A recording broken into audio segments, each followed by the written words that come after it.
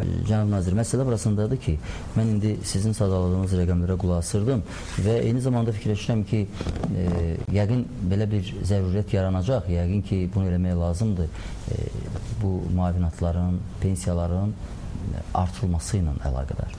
Çünki mən məsələn indi belə ağlıma gələn müxtəlif statuslu insanları və yaxud təbəqələri müzakirə etmək istəmirəm. Amma ağlıma gələn elə keçmiş deputatlardır, tutaq ki. O deputatların aldığı pensiya ilə şəhid ailəsinin aldığı məbləğ arasında fərq 10 dəfəyə yaxındır. Mən bilirsiniz üçün bunları soruşuram. Bəlkə də kənardan bu qeyri-peşəkar görünəcək. Amma məndən ötürü şəxsən bir jurnalist olaraq bu cəbhə zonasında öz fəaliyyətinin müəyyən hissəsini keçmiş bir insan olaraq şəhidlik ən yüksək mərtəbədir də.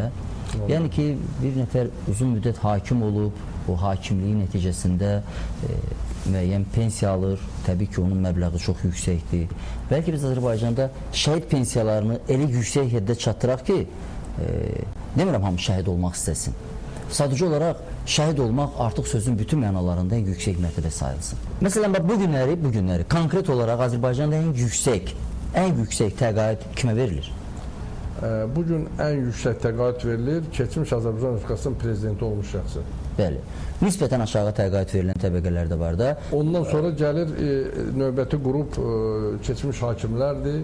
Tamamilə doğrudur. Yəni maaşı ən yüksək olanlar tamamilə doğrudur. Yəni pensiya maaşa uyğun hesablanır. Dünyanın hər yerində belədir. Bilirəm. Mən o görə deyim ki, bu pensiya ilə tənzimlənmək çətindir burada. Çünki pensiya maaşa görə. Biz ən uzağı pensiyanın baza hissəsinin üzərinə əlavələr eləyirdik və bu yolla şəhid ailələrinin üzvləri əgər pensiya hüququ varsa, pensiya alırsa, o zaman onun pensiyasını artırmağa çalışırdı. Amma indi əmək pensiyalarına ediləcək, qanuna ediləcək, əmək pensiyalarına qanun ediləcək yeni dəyişikliklərlə, yeni islahatlar. Bu şəhidlərə verdiyimiz müavinatı da, düzdürmü? Əsas bugün rol oynayan orada Azərbaycan prezidentinin təqaüdüdür. Bu təqaüd yenicə 20 manat artırıldı, 200 manatdan 220 manata qaldırıldı. Bundan başqa şəhid ailəsinin əgər evladları varsa, hər bir evladına da 16 yaşına çatan qədər ayrıca müavinət verilir. Bildim, onu xidmətlərə görə ayrıca müavinət yazdım. Bilirsiniz, ondan sonra belə ağlıma gəldi ki, tutaq ki, prezident təqaüd verməyiydi. Bu şəhid ailələri nə qədər alacaqdı? Təqaüd olmasaydı yalnız pensiyasız, nə qədərsə pensiya alır. Mən o məbləği deyirəm qaldı. Burada bir məsələyə də baxarım.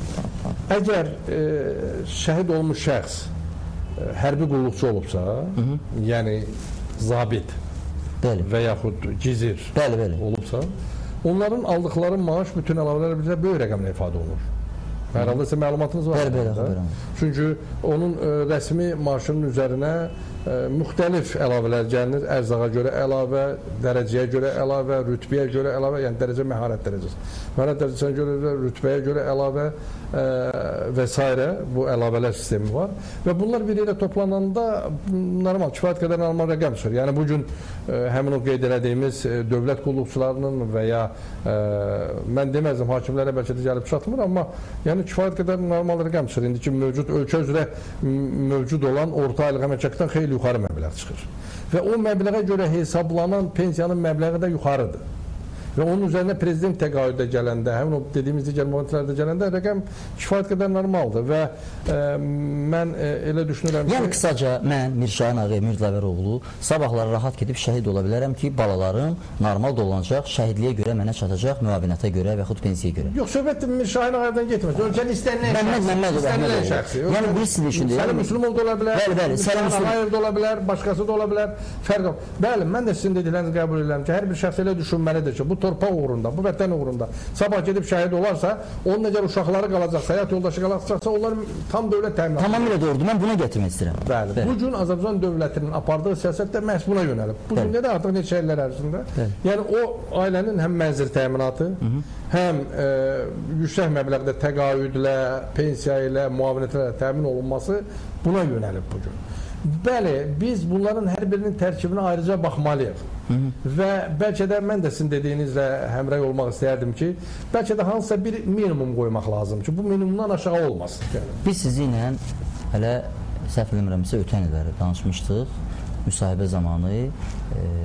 Onda Azərbaycanda korrupsiya və rüşvətxorluğa qarşı cənab prezidentin başladığı mübarizə tədbirlərinin birinci fazası idi və siz onda bizə dediniz ki, gələn ilin aprel ayının elə 14-də, 15-də, 16-sında mən sizə müsahibə verəcəm. Misal yadımdadır, sizin fikirləriniz yadımdadır ki, deməli, siz onda dediniz ki, korrupsiya artıq tam aradan qalxıb, rüşvətin də aradan qalxması barədə mən sizə həmin gün tam hesabat verəcəm. Hesabat verilişidir və Səlim müəllim də bizləndir. Tam xatırlayıram, tamamilə doğrudur və bu gün tam şəkildə, tam əmin olaraq bildirirəm ki, biz dediyimiz o negativ halın kökünü kəsə bildik.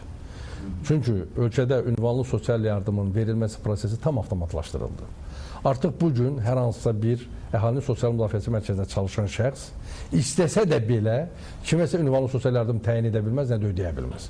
Əgər hər hansı bir ailə ünvanlı sosial yardıma ehtiyac varsa, bunu almaq istəyirsə, onda bir ailə üzvünü seçir və notarius da onun adına vəkalətnamə çıxardır. Həmin vəkalətnamada bütün ailə üzvlərinin şəxsiyyət vəsiqələrinin nömrələri, finləri göstərilir və notarius onun üzərinə xaricə bir nömrə qoyur. O nömrə ilə həmin ailənin o üzvü istənilən internet bağlantısı olan bir yerdən ən belə o çətin olduğu halda, yəni nə evində, nə qonşusunda olmadıqda, internet kafeyə, internet bara, ya belə gedmə imkanı olmayanda gedib poçt şöbəsindən avtomatlaşdırılmış şəkildə kompüteri açıb poçt işçiləri üçün də mən bir daha təşəkkür edirəm bu situasiyadan istifadə edib Rabitə və İşlər Texnologiya Nazirliyinin rəhbərliyinə. Onlarla birlikdə biz poçt işçiləri üçün də treninqlər keçirildi. Onlar da hazırdılar ölkənin bütün ərazisində və poçt şöbəsindən bizim saytımıza və yaxud elektron hökumət portalı vasitəsilə bizim saytımıza daxil olaraq həmin o vəkalətnamə üstündəki nömrədən açar kimi istifadə edərək ərizə bəyannamanı elektron doldurub bizə göndərə bilərlər. Və 15 gün ərzində sistem oradakı məlumatları yoxlayır. 15 gün ərzində də cavabını verir. Düşür, düşmür. İmtinadsa nəyə görə imtinadır? Düşürsə hansı məbləğdə düşür? Artıq mən sizə məlumat üçün bildirim ki, fevral ayının 15-dən sistem praktiki tətbiq olmağa başlayıb və bu müddətdə 210.336 dəfə insanlarımız tərəfindən sistemə müraciət olunub, 52.812 ərizə bəyannamə daxil edilib. Böyük rəqəmdir. Yəni 2 ay ərzində. Və bunlardan cəmi 1651-nə 11%-nə təyinat aparılıb. Ünvanlı sosial yardım təyin olunub. Əksəriyyətində insanların doldurduğu rəqəmlər və yaxud məlumatlar digər orqanlardan aldığımız məlumatlar üst-üstə düşmür. Və nəticədə onlara dərhal imtina qərarı verilir və göndərilir onların göstərdikləri mobil telefona. Göründüyü kimi burada heç kəsin, Səlim Müslümov başda olmaqla nazir kimi, ən aşağıdakı məsləhətçiyə qədər heç kəsin imkanı yoxdur ki, bu sistemə müdaxilə edib nəsə eləyə bilsin. Ona görə də burada hər hansı rüşvətdən söhbət gedə bilməz və biz də çox rahat olmuşuq. Artıq müraciətlərin sayı kəskin azalıb, artıq demək olar ki, prokurorluğun 161 xətti vasitəsilə bizə hər hansı bir şikayət barədə məlumatlar demək olar ki, gəlmir. Gələnlər də keçmiş dövrə aid olanlardır.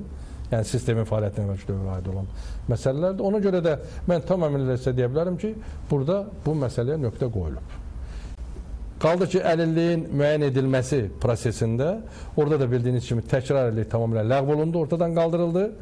Bugün təkrar əlilliyi üçün müraciət yoxdur. Hamınınki 5 il uzadılıb, ən azı 5 il müraciət olmayacaq.